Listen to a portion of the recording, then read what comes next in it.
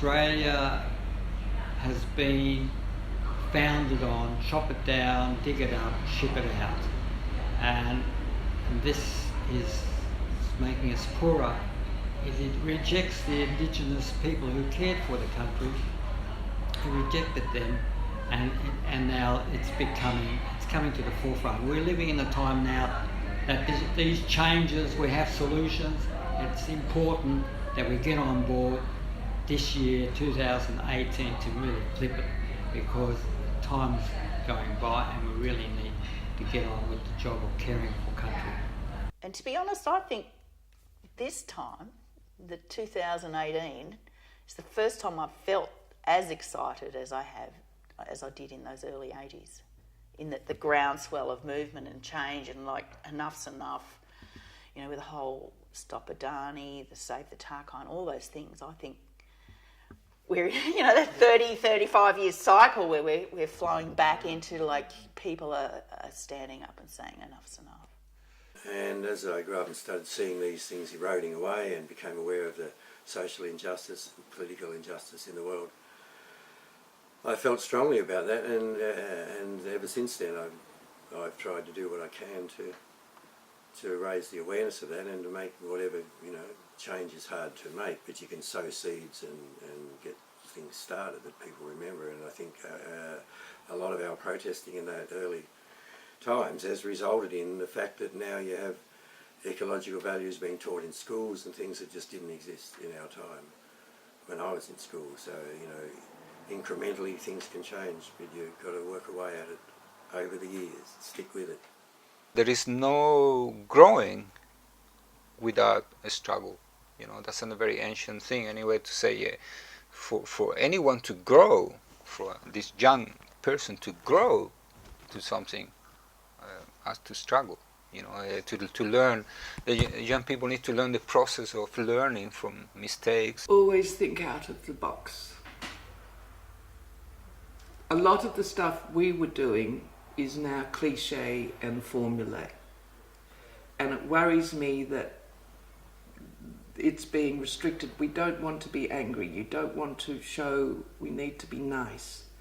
I don't think we need to be nice. I think we need to be very clear, and I think we need to be confronting and challenging. And I don't think we need to compromise all the time. You do need to stand firm on your line. This is still Aboriginal land, and we teach them to remember that when they go into the forest. But some of them, I do advise some of them not to get arrested when they go into the forest, so they can continue on to keep doing what they do. And I advise them to keep safe and make sure they're warm and got enough clean socks. You need lots of socks in the forest, kids. Bring your socks. Don't do acrylic. Acrylic won't do. Wool. That's my advice. Well, it's become much more high-tech because we are in an age of instant communications and 24-hour communications. But the basic nature of it hasn't changed at all. It's people knowing about the natural face of this planet from which we all come and of which we are part. We're not separated. We're totally dependent on the planet.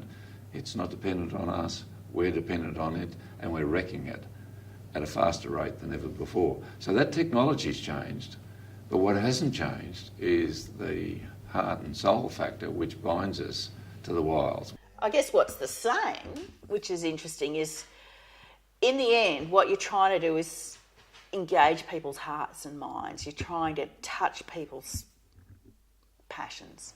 You know, if you cared about this, you might save it or do something towards saving it. Passion would be more motivating than anger.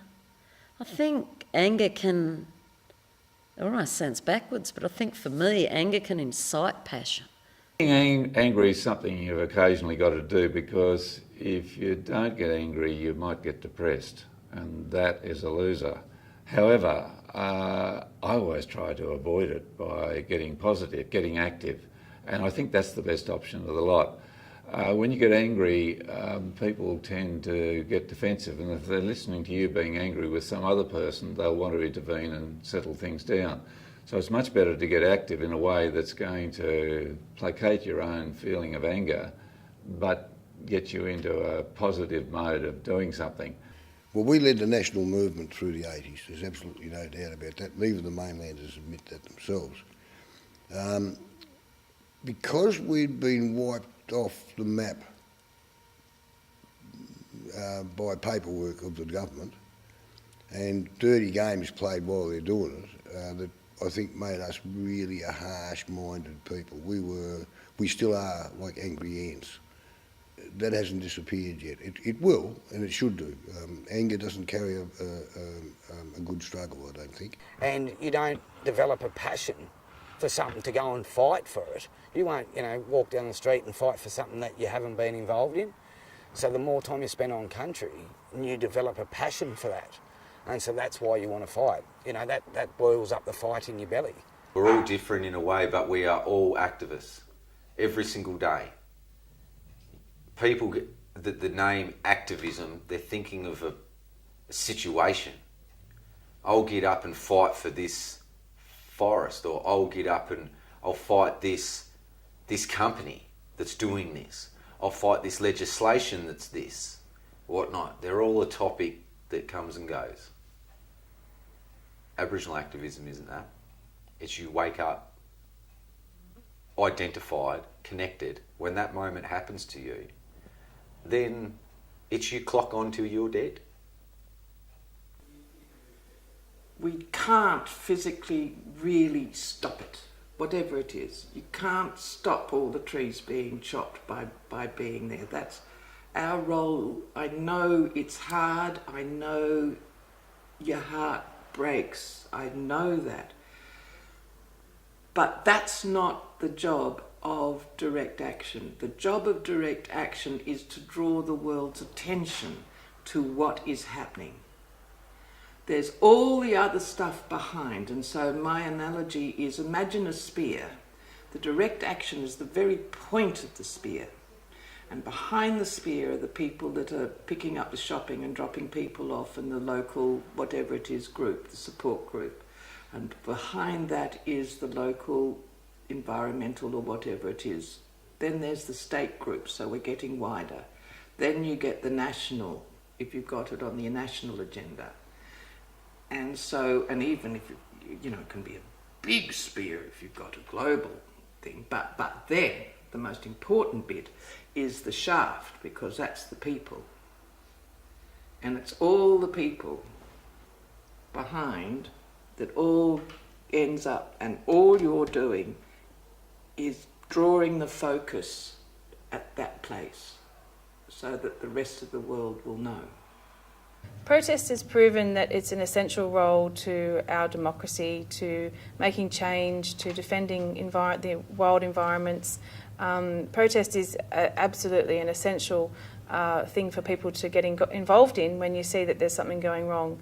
And those reserves like Mount Wellington and others that have been reserves for much longer, that's been by the goodwill of the people, not by legislation.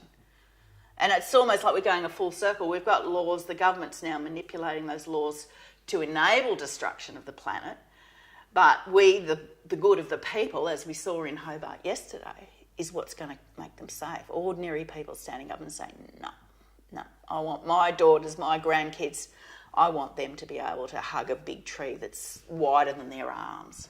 As you're getting older and you're seeing the planet's circumstances, social and environmental in some cases, getting worse, you can get very despairing if there isn't new people coming along and the next generation isn't inspired to stand up, to have a vision, to think beyond me now to them later, to how the world's going to be. And you do that. And so it makes an older heart very gladdened, and you and I both talk about this now, of even younger people stepping in. My younger daughter came home from protest and she's stomping up and down the hallway saying, they stole our land, they stole our rights. Us black fellas will fight, fight, fight. We won't go away, we won't celebrate Invasion Day. Seeing my children practice culture, that fills me with joy, to watch my son Clay on the Mutton Bird Island or diving when he's, spearing fish, You know, that's the stuff that fills me with joy, because I go, yous didn't win. We fucking still here. You know, we're still going. You know, as much as you're thrown at us, look at this boy. This boy is complete evidence that you have not won. We are still winning. Don't wait for a big protest. You protest everywhere you go. Everywhere. Every time you walk into the doctors and they say, are you Aboriginal? Don't look at them and go, yeah, fucking oath I am. Tick that box. I want them to know that they don't have to fear another human being, because they're as powerful as that human being as well as themselves. They're just as powerful as that other person can be. And if they put their hand together with that person they're supposed to fear, there will be a better place. You know, obviously sometimes you don't win the battle, but you know, you might go on to win the war, and you learn things from each battle.